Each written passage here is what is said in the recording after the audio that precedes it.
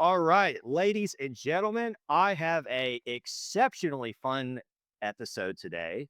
We have the notorious, the legendary Justin motherfucking Michaels up in the house. And we have Charles Needham. I am so pumped. Just for an introduction, just for those that don't know Justin, which or Charles, Justin here has written Tech Powered Cells, and he is now co-author with Charles on the cold call algo. He helped pioneer this space as it relates to how we're thinking about like using technology and using AI and outbound. And it is an absolute fucking delight to have these legends on the call. I'll hand it over to you, Justin. I'll hand it over to you, Charles. Like, how the fuck are you, man? Thanks. That was a auspicious introduction. It's starting to feel more and more like the WWE. Yeah. Got a, I got an email yesterday that said, "We don't want you dead," and I was like, "Yeah, of course. That's kind of this B2B sales, you know." But that's the subject line, so I'm like, "This is gonna be good." Open that up. So, look, to preface the whole thing, we're in this existential crisis where Gmail has allowed reps to have 50 emails a day. LinkedIn still has a closed API. So you can send 50 messages per email in Gmail. You can't really scrape and automate LinkedIn. You can kind of try to get the publicly available data. So you get Expandy on the LinkedIn, you get Smart Leader instantly, and then you get a dialer, but then the data's not clean. So the whole trick of like the 2015 stack where you just sequence the heck out of your emails, get a few emails, you just like start using bots to do stuff on LinkedIn. I mean, you could get volume as a rep. Mm. There's 10 million sales reps and you could do the tech powered sales motion and you could basically get like 500 sends a day. Well, then you got all these agencies that are doing clay and they figured it out. I mean, I've got clients that have 31 email addresses per client. But if you think of what that velocity is doing to the prospect's inbox to be getting spammed that hard. So, Charles and I, we've been friends a long time. Charles has been involved in a lot of the books that I've been putting out and he's an operator in the field. And we're just trying to crack this thing. Like the FCC, the Federal Communications Commission, last year said you can't do a digital twin. Now, the spoofing's good. We've all seen the Reid Hoffman digital twin that looks exactly like him. You can create a Landon Hobbs caller and it can deploy. And it's perfect. But they're like, nope, can't use it. Tip or gore, explicit lyrics, can't do it. So can't automate LinkedIn, can't get volumes out of Gmail. The only thing left is going to be the data strategy. This Titan X cloud lead, human verified, channel validated. So this book is cold call algo, and people go, that's wrong, AI calling. So it's the human caller with the exoskeleton of all the possible AI you could use to make sure you actually connect. That's the theory of the book. Charles, I want to hear your thoughts. Yeah, and as far as the front lines are concerned, right, what I'm hearing day in and day out from reps is, listen, I have this mandate to bring in meetings.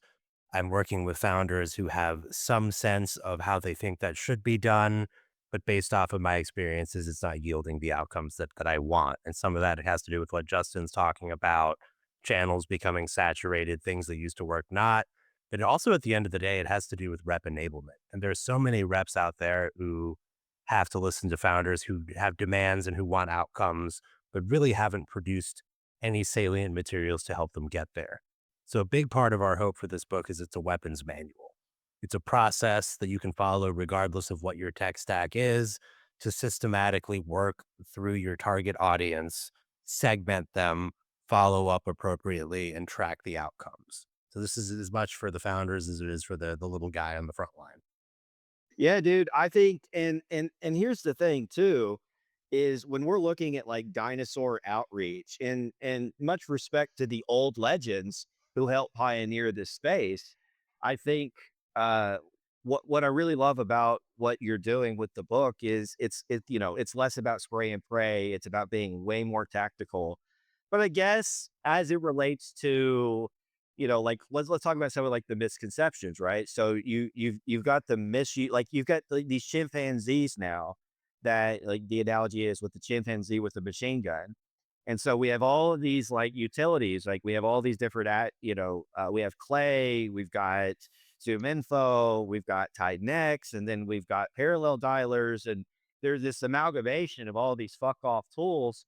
And it's like, how do you know that you're doing the right thing as far as like a mismatch in the right tools? And, how do you even know that the approach that you're taking is even going to be like, how do you measure that that's going to be effective? You know what I mean? Because like if you take like a parallel dialer, obviously that's a complete contradiction. And which, by the way, I think you should elaborate on what Titan X is for people that don't know.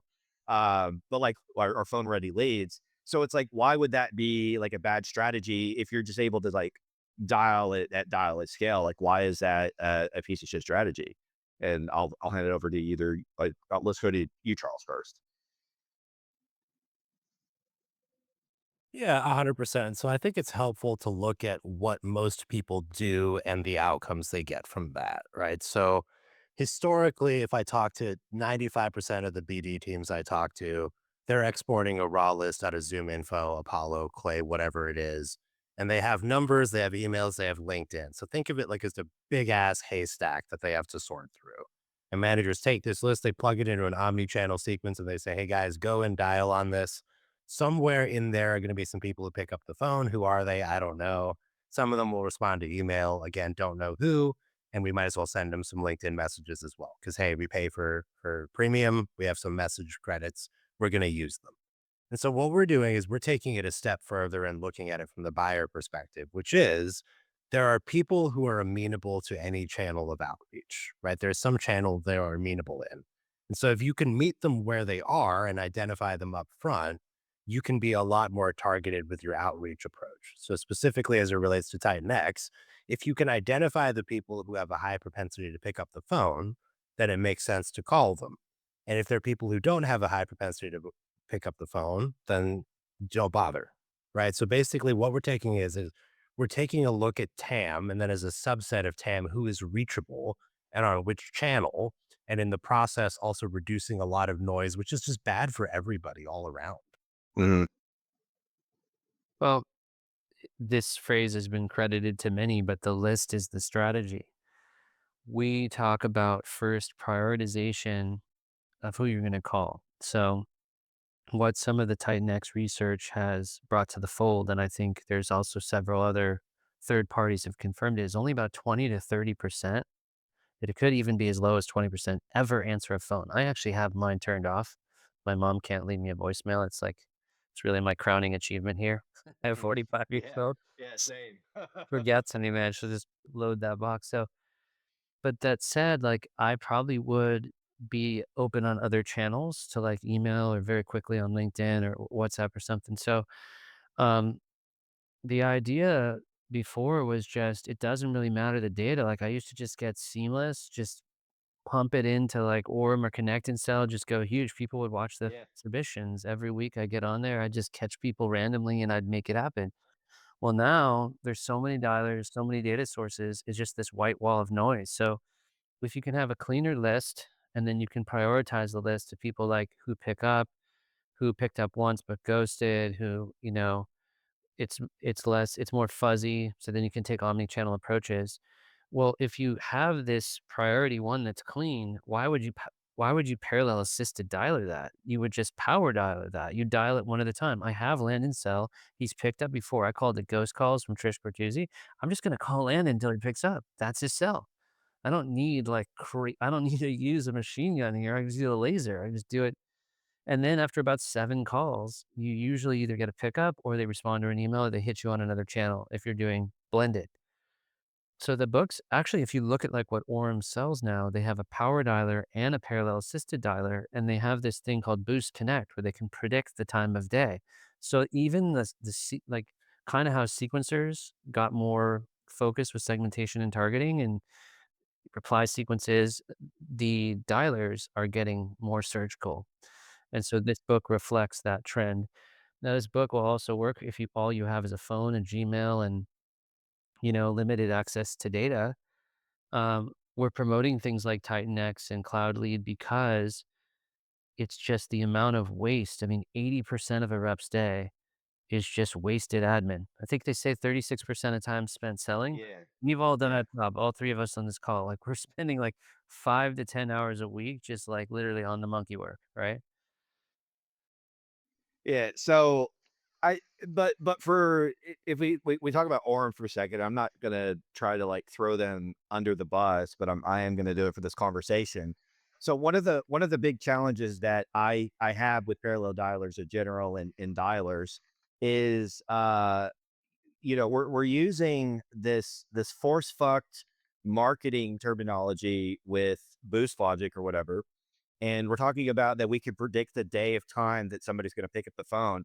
How much of that is actually like real versus actually just marketing? Because I'm always skeptical. Because here's the thing: you've got tools like Orem, you've got tools like Salesfinity. There's parallel dialers that's like Bearworks, for example, that's doing that. We have Connect and Sell. We have Tixie. And so we're starting to see a bunch of different players all labeled the same fucking things. And it's really interesting. By the way, I'm starting to see more and more companies starting to copy Titan X, where they're talking about the pickup rates. We're starting to see that Selffinity introduced it, and they're a fucking startup, was initially a one-man team, right? And but I guess like and you may not want to necessarily reveal the secrets, but like how do you even know like how does that data even like come to existence? Like, how do you even know that that marketing lingo is not just some more bullshit cells that we try to like pretend it exists that it's snake oil? You know what I mean? Like, it's a placebo effect. It's a water fill.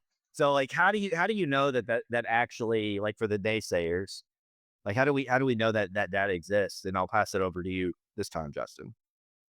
Well, I came out of mobile marketing, and so we had this technology back in 2017 where we just would send mass text messages one to one and then do an analysis on every single person, the propensity graph. Basically, we just if Charles gets a text message or a series of them, he tends to open it at 8 in the morning on the subway, and then he opens it again at 9 at night. And so we can kind of graph and then find the median. So it is a median analysis, and there's obviously some corner case in the data about like Connect sells another company that's done 10 million, 100 million dials, and they can see these trends and they can run analysis against it and then offer that anonymized in a way that protects privacy of that data. So that would be my answer, but Charles probably knows better. What are you seeing, Charles? Am I close?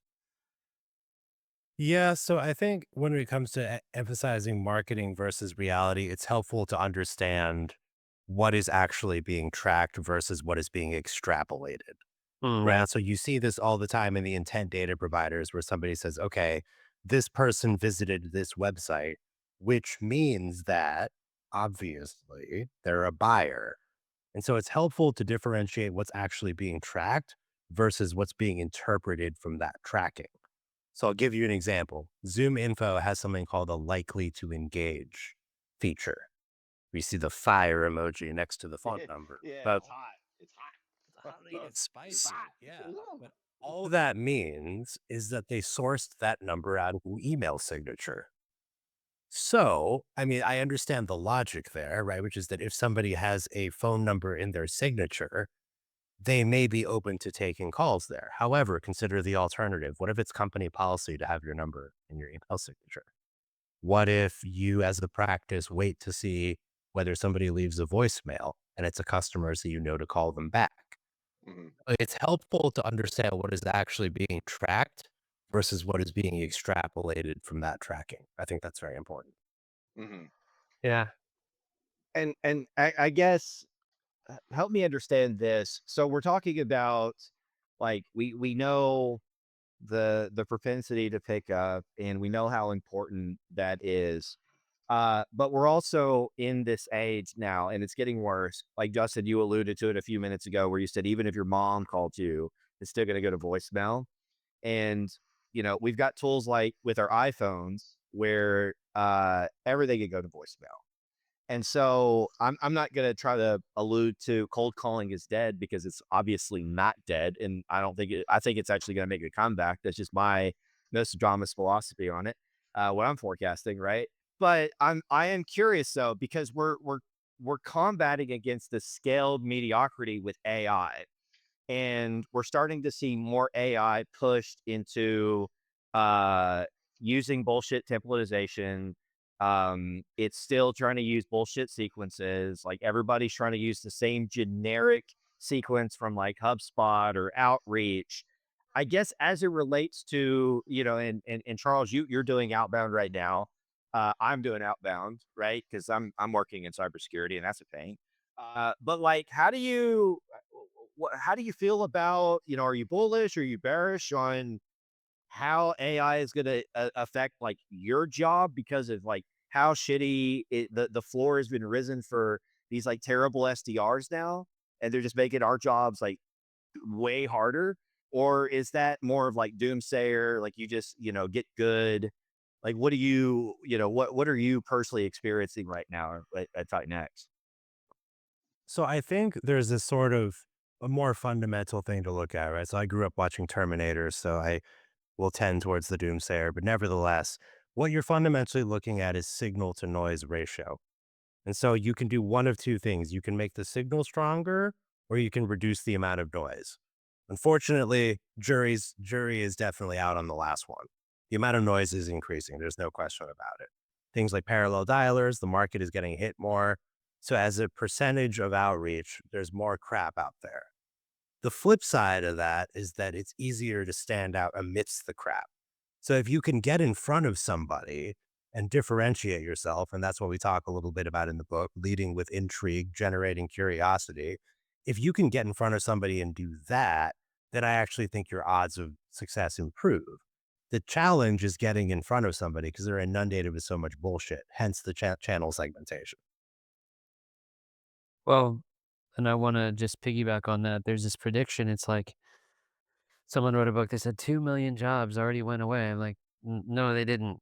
I know 30,000 sellers. Nobody's like mass losing jobs. The job cuts are more the tariff crazy. And like, it's Yeah. I don't hear like, oh, Jimmy lost his job. They put in a bot. I more see the AI SDR and CROs are like, yeah, I haven't found one that can set a meeting. So we still have Jimmy. And he's like sitting in there configuring it. So it's the self-driving Uber thing. We're in another industrial revolution. We did the social and mobile wave, but we could argue the AI wave is as strong as the incandescent light or television or internet itself. And I think it'll create jobs. And there's 750,000 STRs now. And I know an entrepreneur is like, it's going to be 200,000. And I actually think it's going to go to 2 million, but that might not be called an SDR anymore. That might be closer to a full cycle rep because more of the upper thing is bots talking to bots. But right now, the thesis of the book is this should hold till 2035. What we do is we say we have to have the human in the loop because the FCC has not allowed for dialing with the digital twin. Mhm. And if that's the case, finding really clean phone data and leaving your voice on a voicemail or getting in front of people. There's a whole chapter in voicemails too, where you just use mystery and intrigue to get them to call you back. So, like, where do you even put AI in the phone cycle? I know someone left a comment today on a post and was like, why would I ever read a book on cold call? Like, why are you guys even doing this? As if we were trying to promote, like, like an Amish horse and buggy or something. And they came out real strong for Trump, which Right. is an interesting aside. But the fact is this: the targeting AI is extraordinary. The what to personalize 10K, 10Q, Def 14 processing statements. I mean, you can read all that SEC stuff and pull nuggets. It can go through podcasts. It can go so quickly. You still have to stop the press and refine it. So, like the whole lead up of who to go after, triggers, how to then personalize, make it relevant, the analysis of the recording, then tying what was in the recording to the follow up email. There's the dialing itself and the predictiveness in the dialing, and then there's all the omni-channel pieces. So what we did is we just took the human and just wrapped it in AI. Um, and we're up against some other books coming out that are like different cold call things are getting updated, like the cold calling sucks, the wrestler bro guys. But if you're not Yeah. factoring AI into the book, it's like we need faster horses. And there's Henry Ford with the Model T. We're kind of saying, okay, you're looking at a moped Uh, and then a Tesla. it's so funny though, because like I got a buddy, he works at AT&T in B2B, and they're using this like really archaic dinosaur method where all of the numbers are been plugged into Salesforce. Uh, they haven't audited or done any CRM hygiene, so the data is stale as fuck. It's not, it's a cell phone, it's a cell phone fucking company for starters, which is bonkers. And they literally, the cell phone company has these Neanderthals, Justin, they're calling from their fucking cell phone, dude, AT&T. And you're talking about, like, I was thinking about it the other day. They're literally doing like the Great Cardone method, where they're trying to 10x using a fucking cell phone, their personal cell phone number. Are you kidding me? And I actually got irrationally mad because it is you if you are trying to dial today like you were in the 1990s, like this is the boiler room, Glengarry Ross Leeds or whatever, right? If you try to do that in today's time, you will fail. And I think it's unequivocal because if you've ever used like AI and Zoom info and parallel dialers and intent data and signals, and you've used a more sophisticated engine and you try to go back to doing manual dialings with none of that great information, you realize like how shitty and like you feel like you have you're unarmed. And you're swimming in the ocean with no limbs and you're fucked, right? So I guess to the point though, where we talk about like messaging. You mentioned, leaving voicemails and, trying to get a way to get people to call you back. When we're talking about like, the tired argument of personalization versus relevance. In in and we're also talking about your methods of using AI, and we're trying to systemize it and we're trying to operationalize a new age and new modern way of thinking. How do you possibly know how to be relevant with every prospect? If you have a huge list, and I have an idea, but I'd love to hear your thoughts. Like, how do you do it without sounding like everyone else that's, also able to scrape a website and use like ChatGPT or Gemini or Claude or whatever? And I'll hand this question over to you, Charles. How do you do it? Yeah, so I think it's really helpful to relate the concept of conversational advertising. So prior to Titan X being in the form it was, we were Apex Revenue, Landon, I'm sure you're very familiar. But we looked at cold calling as an art a little bit differently from, I would say, most agencies. So most agencies are meeting shops, right? Hey, hire us, we'll bring you X number of meetings. And what we found was that the overwhelming majority of meetings that were being set in these circumstances would result in people not showing, people who were bad fits for the product. And so we're like, okay, if we take a look at this at large, then what is the market telling us? There's only some very small percentage of people who are in market for your solution at any given time. And Jerry Hill, Chris Beal have talked a lot about this math of markets. But if a very small percentage of people are in market for your solution, you can either ignore everybody else or you could build a relationship with them that converts over time. And so when it comes to the relevance versus personalization argument, the way we've traditionally taken it is you are relevant at scale first and foremost. You have a thesis about what a certain persona will benefit from your offering, and then based off of first person intel, not some bullshit intent signals, actually what you learn in a conversation, then you can personalize from there. So I think Ryan Reiser has said this, but loosely, why would you personalize an email to somebody who you don't even know answers emails or opens emails? You're wasting your time. And we see this all the times with BDRs who are call reluctant, right? Like, oh, well, I got to do my research before so I even call this person. You don't even know if they pick up. So, as a practical matter, it's a progression. You have a cold list of people that you have a thesis that you can help. You reach them, you deliver an ad widget, and then you're like, hey, what do you think? And then, based off of what they say from there, then you can personalize and in subsequent follow up, sort of like a retargeting campaign with paid ads, then you can use what you've learned to personalize. So, I would say it's sort of rather than a dichotomy, they're progressions.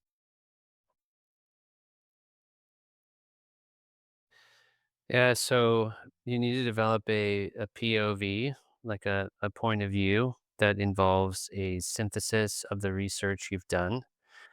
Um, there's two graphs. There's an economic graph, which is what LinkedIn has tried to build, which is weird because there's a lot of like, personal things on there, like somebody loves water skiing or they competed in champion a cappella or something. And then, like, those are sort of Facebooky things that appear on LinkedIn, and that's something like, do you think that's gonna work? But ultimately, those signals are weaker. So, um, I think the main thing is to go for a relevant messaging pattern. A lot of the problem is C-level, communication and being able to craft the C-level messaging, which is not something that, um, is very easy to do. So advice there is, how do you speak sea level? Maybe talk to some sea levels of your own, maybe figure out what that pattern is going to be. Um, and that's something that, I'm really focused on in the work is teaching people how to speak like executives and like peers. And Mhm. that's where I'm really going. Do you think that it's important for and we're talking about with like so for example, I work in cybersecurity and it is a deep, meaty space where there is so many different avenues that you can go into. And I'm speaking with cyber threat analysts, I'm speaking with CISOs, I'm speaking with investigations, I'm speaking with folks that have PhDs in cybersecurity in a very specific thing. And sometimes it can feel very daunting and very scary, especially as an account executive. I'm a technical account executive and I feel like a potato at the time, if I'm being honest with you. Uh, Many times I feel like a cybernetic hillbilly as it relates to how I'm reaching out to prospects. I'm using AI on my calls all day. But that being said, I am instilled and emboldened with false confidence with AI. And it's still hard, even being this person that's been doing sales for years and years, to be able to have the executive presence, even when I've been doing this for years, because I'm out of my depth in this technical ocean. So for you, Justin, you're so let's imagine let's paint a picture. Come with me in my imagination. You're selling into a brand new field, and AI readily available at your fingertips. Imagine you have the pro edition of every single AI that exists on the market right now, whatever prompting. And imagine for a second though that you're starting brand new. How do you build a case for yourself and to the folks that you're calling into where you belong in that call, but you don't know shit about the thing that you're selling? This is actually something I'm actually going through. I would love to hear Yeah. your thoughts. So, How do you do it? so one of the things people do when they get around power or money, people making 500 grand or million base, they get nervous. So they do things like, this is a cold call, want to roll the dice. They use gimmicks, they get cheesy, or they do the kind of permission-based openers, these PBOs that lower status. Now, we talk about a hybridized version where you can still maintain power, but the whole configuration of Algo is ask level glitch offer, and it's an ask-based opener, of which RRM, route root multiply is still a kind of ask. Traditionally, when we call a C level, we interrupt them. Hey, Landon, Justin Michael, can I get 27 seconds of your time? I want to give you a breakthrough. Now, that does work if you have high gravitas and high acumen and you can peer. But if you don't have that, it's kind of a crutch to fall back on something you researched. What's way more powerful is to ask an open question or to have a hypothesis right off the bat that's going to intrigue and provoke them to talk. And so the neuroscience is interesting because calling has been flawed in my view because you either take the inferior position and kind of supplicate to the person you're calling, which sort of like still or sparkling water, or you kind of are too aggressive and you just try to like talk over them in a sense. So I think we've explored here's 20 openers that are maybe weaker in approach, and then here's stronger ones. I don't know. I always argue that what you say matters when there's like Belfort and people are saying it's tone because if you meet someone, they're like, "Hey, it's great to meet you." You're like, "Oh, you want to see my meth lab?" I mean, things go downhill. Or maybe like they're stoked and like let's party. But you know what I'm saying? It's Yeah. what you saw matters. That's all I can say. So I mean, we really get into psychology, power, frames, status. Um, these are not AI topics necessarily. These are evergreen problems because essentially there's never been an enterprise grade technique. You Mm. look at the market of the books and systems that are available. It's highly B2C, it's gimmicky, it's two wrestler bros like transacting, we're cool, and what's cool is when you can get a C-level stay on the phone and set the tone and open a 6 or 7-figure deal. What about you, Charles? All I'd add to that is that at the end of the day, our role is to solve problems. And so the most common issue that I still see when people approach executives is they come at it from a very old school features and benefits, right? Here's this thing I have. Do you want to see it? Unless you tie it into solving a problem that's relevant to them today and figuring out first and foremost whether they even deal with the problem, it's sort of moot. And so if we go back to the conversational advertising model, basically step one is, hey, do you have this problem? Think of like infomercials, right? Like you have like the people like in black and white, like tripping down the stairs or like hacking their fingers off in the kitchen. Like step one, unless you have the problem, everything else is sort of moot. And so basically you go down that chain where you have the demographic that you want to talk to, you deliver the ad widget. Do you have this problem? It's either going to be no, not now, or yes. And then you segment for appropriate follow up. And unfortunately, there are some people who just aren't receptive to cold calls. And that's life, but you can't get too tied to the outcome. I think that's the process that you go through. So so let's kind of pivot for a second because we're talking about at a high level how AI and how this new modern way of execution is essential for not I mean you have to adapt or you die. And I think though the biggest problem or the biggest quandary here is how do we get organizations to adopt this very radical way of thinking that contradicts their version of the status quo? What do you in we look at these slow movers and we look at these companies like AT&T, for example, big boomers, dinosaur age, and they're not going to ever adopt this type of way of thinking because they're always 15 years behind big technology company. So like, how do you if you're a SDR or a founding account executive and you're working at a mid-sized company, how do you encourage change politically with AI? Because there is a lot of disbelief because a lot of folks don't believe AI is helpful and they think it is going to be mostly a waste of time. I actually spoke with somebody, I don't want to list her name, that she says AI is largely just noise. So right, I know, right? And it's mostly a waste of time. So what do you say to that? Well, I'll go first and say stop hiring bodies, drop a head count, and invest in training, tech stack adoption, your list, and your technology. Um, Number two is there is an anti-phone sentiment where everybody's contacting what's the best email? How do I sequence it? Now some people if they do the phones, it's like offshore team with parallel dialers. So there's just again a volume and spray and pray way of going.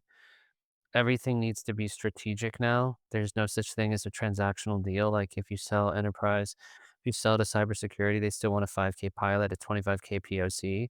Like if you look at the Jolt effect, you can go cowboy and get a $1 or $2 million deal. It is possible, but they probably want to do a paid pilot and do tranches. So the big thing is that the winners right now are phone first. And that kind of blows people's mind because I've worked with 200 startups in the past 5 years, and 100% of them, the phone is still the best channel. And that shocks people. And that's why I leaned into this. One, I've been involved in combo prospecting, but I'm a case study there. And over 20 years, one of the biggest ways that I made my living and became one of the top reps in the world was always being the honey badger on the phone. So I need to revisit a method. We also thought about the unified theory of everything.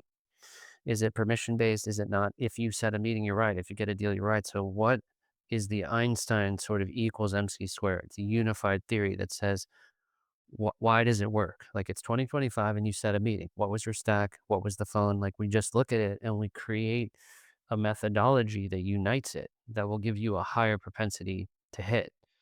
So I don't know. People are going all in on different channels, the AISDR, they're going all in on AI. But the most powerful thing you can do is AI powered calling, strategic calling, enterprise grade calling, multi threading, and treating every deal strategically and surgically. What do you think, Charles? There's a really well-known professor of corporate valuation at NYU named Demoteran, and I'm throwing back to my days in finance here, but he has a really interesting framework, which if you think about it for a second is really logical. So companies are comprised of people, but they also have life cycles similar to that of people. So when you have a very young startup, it's like a skiff, right? You can pivot really fast, you can try stuff out. And because of that, your competitive advantage is willingness to take risk. And so you're like a little kid. There's so much potential. There's so many things you can try. But as you get older, that potential energy becomes replaced by what you've actually done. And so to use the analogy, the boat's getting bigger, but the trade-off is that it's getting harder to steer. And so to your question, Landon, about organizations, if you're somebody who's inside the organizations, maybe kind of a doomer take. But if you want to be somewhere that's trying out new things, advocating for change is really hard relative to just going somewhere that's a little bit more agile. To wit, would you rather teach an old dog new tricks or a puppy? So if you're somebody who wants to try out new stuff, chances are pretty good that you probably want to go to a smaller organization. It's hard to fight that life cycle. No, and I'm with you. And I think to your point, you know, these smaller companies are going to be more amiable, more flexible, and frankly, they're a lot more fun to work for, even though there's more inherent risk. Uh, I think that's kind of the path that you have to make a decision on is, as in thinking like intrinsically here and doing an introspection, do you want to work for a company where you don't have that autonomy to do what you want and that uh, to have that ownership of how you want to prospect that is the right way. Um, that said, the status quo can be scary, and presenting these ideas can be scary if the person is tech allergic, right? I would be curious, Charles, because you actually we talked about this a little bit before we hopped on the podcast here, but one of the things, and this actually all ties in together, but we talk about this like misalignment between KPIs for SDRs and like what's organizationally like advantageous and beneficial. And so, as it relates to this new way of thinking, we're using the cold call algo, we're using a new modern way of approaching outbound. How do you like what is then, in your opinion, the appropriate way that we need to start measuring KPIs? How do we start measuring what that how do we get that alignment between these ICs, these managers and directors, and how can we make that puzzle piece fit together? Yeah, that's a great question. So it's helpful to look at one of the classic misalignments as a case study in how this goes wrong, right? So I would say 99% of BDRs are spiffed out, which is important because compensation is fundamentally the lever, the incentive that drives behavior on meetings scheduled. So what do you think BDRs are going to do? They're going to schedule meetings, all right. But those meetings, when Justin's laughing, because I'm sure he's seen this hundreds of times. But I saw a situation recently where a rep was saying they were booking 8 meetings a day. I went, wow, I gotta know how you're doing that. Would you mind sending me a call? And what this rep was doing is they would catch somebody who would be about to run into a meeting and they'd go, hey, can I give you a call back tomorrow at noon? And the person would go, yeah, sure, whatever. and they would classify that as a meeting scheduled, Mm. right? Because on paper, they have a commitment to a next step in a conversation. So they are incentivized to see that as a meeting. Another example you have reps are told to make more dials. They have a dial target every day. Well, guess who's now double and triple dialing and pissing off their target market? Guess who's calling dial trees that you know are not going to lead anywhere? But hey, that talk time looks pretty good. So Yeah. there's so many of these first order KPIs that naively assume outcomes, but are so different from what actually happens. So I would say that's a sort of classic situation. In terms of how you change that, that becomes very different. But you have to look at foundational things that have to happen. So we always worked on a conversations model. An SDR's job is to talk to the market. Whether they're in market for a meeting or not is not their responsibility. They're there to have conversations and document outcomes for appropriate next steps, which don't necessarily entail a meeting. However, then you look up to the board, right? The board wants to know where the next dollar is coming from. As a BDR leader, you got to show them that you're doing your job to lead towards dollars. So you have this sort of incentive hierarchy that at each step is leading to actions and outcomes that aren't actually what people want. And they end up just sort of stacking on top of each other. Sure. But what do you do though when going and I'm challenging this because I don't disagree with you, but you're going to get the inevitable pushback. Well, what about people that just have bullshit conversations? How do you measure what a good conversation even looks like? Like, are we talking about, just because I call my ICP and I have a conversation, that doesn't mean it's a good conversation. So, like, how do we measure then and define what good looks like as it relates if my compensation is going to be tied to how many, like, conversations I have a day? Yeah. So, I mean, we have a certain call dispositions that are in the book, right? But basically, if you look at it from a first principles perspective, there's really only so many things that can happen on a cold call. The most obvious one, which we've all had a part of, is what we call in the book a connect incomplete. So somebody picks up the phone before they've even heard anything, they classify you as a cold call, they hang up. That is not a conversation, to your point. Now, if we move down the chain, then there's still only so many things that could happen. Somebody says, yes, this is interesting, at which they either take a meeting or request more information. And we talk about how to follow up with those. They say, yes, this is interesting, but not now. This isn't something that's relevant to us. We don't evaluate until Q4, for example. No, this is not relevant to us for XYZ reason, which you can document. And then that becomes a feedback loop to marketing and product even. So it becomes a channel to actually gather intel on your market. Or somebody says, hey, I don't deal with that, but this person does, or this department does. And then that becomes a feedback loop to your actual list, right? So that has implications on your targeting. But if you're basically just like 8 mile, one shot, one opportunity to book a meeting, you miss all of the rest of this intel, which the phone is probably the single richest data source on the planet that then feeds back into your list strategy, your messaging, your product. What about you, Justin? You're muted. I work with a lot of different teams, and this rep's like, "Oh, I just called the SVP and they picked up and I got the meeting." And you hear these anecdotal stories consistently. So, um, priority is key, follow up is key. I mean, if you have clean data, you can run the process in the book very succinctly. It doesn't require a ton of voicemails.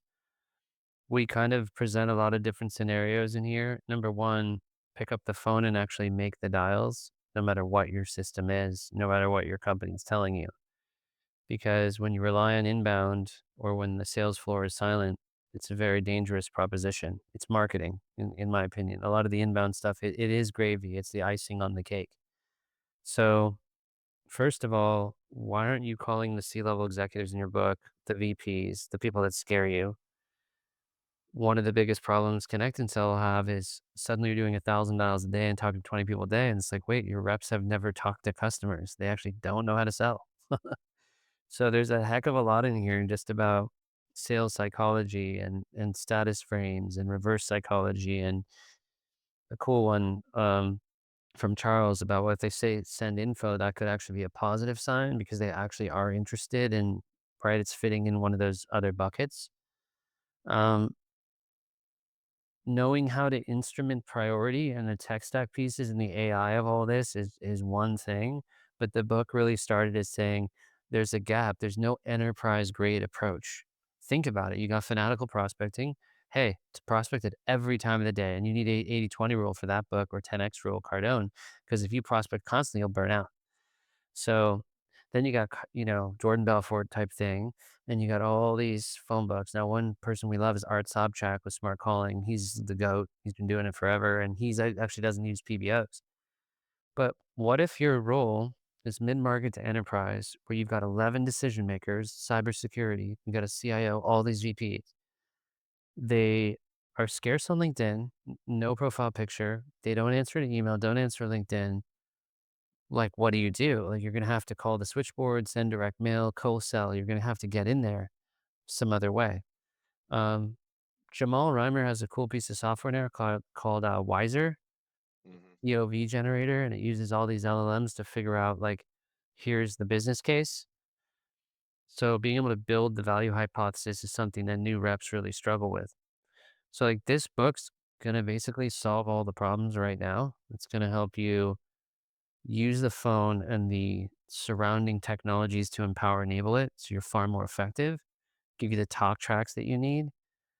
And it's just basically been nothing like it. I mean, between Charles and I, we've read and tested every system you could imagine. And it's very hard to copy too because it's so unique. It's written like a weapons manual. It's a very short read. Already causing a lot of stir and controversy. Um, but I don't know why. Maybe it's because I'm involved. No, this is awesome. We are starting to come up at time. If we are going to try to rethink how we're going to market and we're trying to rethink how we handle outbound, um, where can they pick up cold call algo? What's the best way? Do you have any promotions for anyone that is watching on this podcast? For anyone that does watch, Justin, Charles, let's have it. Right. So follow us both on LinkedIn and just go to coldcallalgo.com. And right now the book is $3 and there's some bonus material in there. There's some other offers for getting like 50 scripts and prompts. We're going to drop in June worldwide on Amazon. We're going to drop the book at number one. I know that sounds too confident. He's Nostradamus. He's calling it. Forecasting. Yeah. Yeah. Charles, what do you have to add on this? Yeah, I would say 99% of reps I talk to takes them anywhere from 20 to 30 dials to get into a single conversation. If you want to get into a conversation every 3 to 5 dials, shoot me a DM on LinkedIn. We'll talk further. There's some special stuff for you. Hell yeah. In the 13 chapters, there's a section, every chapter with an AI power play that talks about prompt engineering and tech stacks and clay. Even there's a ton of Easter eggs in the book and different takeaways. There's a math of sales calculator that Charles has built. And we're just excited here because we think we've built the spin or the challenger of the top funnel. The missing ingredient has been the sophisticated 201, 301 cold calling book. And yeah, it's going to be interesting to see how the market reacts. I think a lot of people, we had somebody come out against it. He's like, this book's awful. Like he just panned it. And then he made all these points and we're like, wait, this is what the book is about. Cause he just thought because the title says AI call, he thinks we're saying, hey, use AI to call. And people are just, this Didn't even read it. didn't even Didn't read even read it. it. Didn't even read it. And he's an old friend. And I'm like, oh, hey man, like, you didn't read it because the thing you're arguing against is what we're arguing. We're like, we're trying to take the SDRAE Yeah. industrial complex and burn it down. And then he took his post down. But put it to the test. I mean, I got a client down in Brisbane. He gets this thing. He's getting like 6 callbacks on the voicemail strategy alone. He's overwhelmed with appointments. Right. The heaviest weight in the gym is the door and just showing up. So I'm really excited. I'm excited to be working with Charles on this. He's one of the best operators doing this everything in the field. I still cold call on some of the businesses I'm doing. And A lot of different data sources, always experimenting. That's what we got. We're grateful to be on the show. Dude, I'm so and again, I am so thrilled to have both of you on here. Again, Justin, we talked about it before, but like I've admired you from afar in the bushes, actually, of all things. I'm actually outside of your house now. I'm be like, oh fuck, it's Justin. Uh, but no, it's awesome to see a legend and hear your thought process really break down. And then Charles, like, you worked for a company that's making a real movement and getting people in educating the market in something that desperately needs to have that conversation on. And so you have my sincere gratitude today. Thank you again for hopping on the show. Anyone that does watch it, please pick up their book. It's $3 fucking, dude. Like, don't be a brokey. Like, you're on Reddit, like, get fucked, right? So buy the book. Don't be cheap because it's gonna cost you more money to be cheap. Don't be like that. Anyway, hope you all have a good one. Thank you again for attending the show. Again, I'm grateful for anyone that does watch my shit and here's my hillbilly ass talk. Until the next time. Cheers.